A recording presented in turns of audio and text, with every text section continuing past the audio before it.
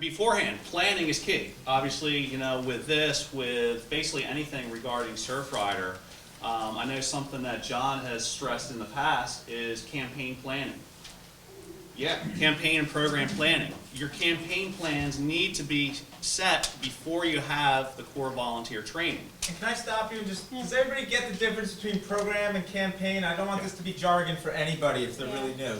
If you don't, think of it this way. Blue Water Task Force is a program via the national office. It's our water quality testing program.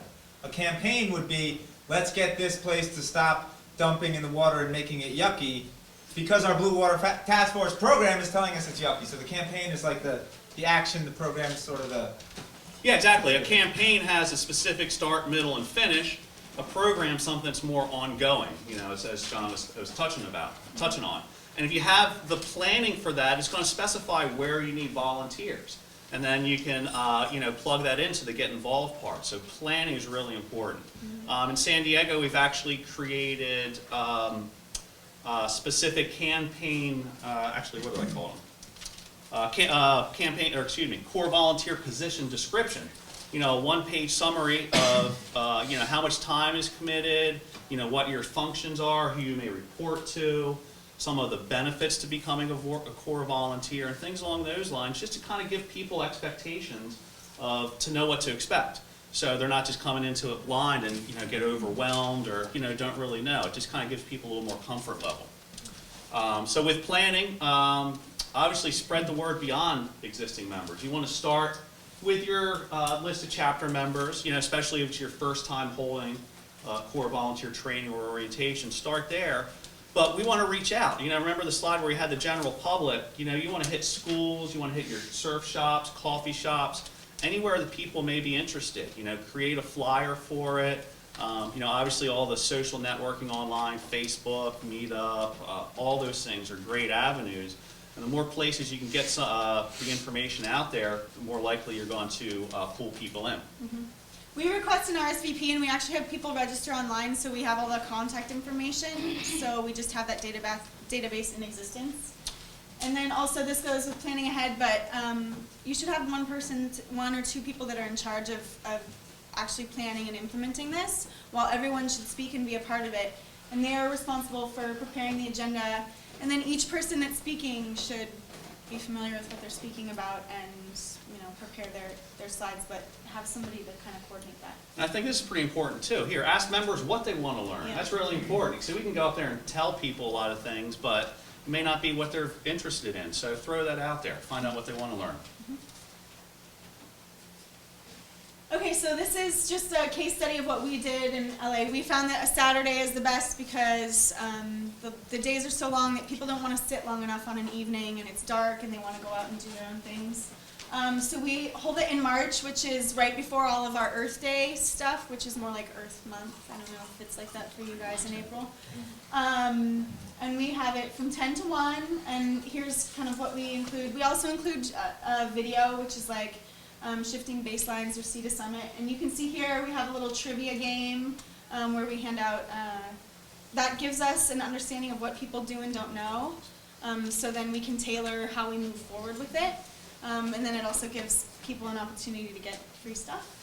And we also include a tabling and a cleanup how-to. So we actually have a table set up as we would at a beach cleanup or an event, and we walk through like everything that we include in there.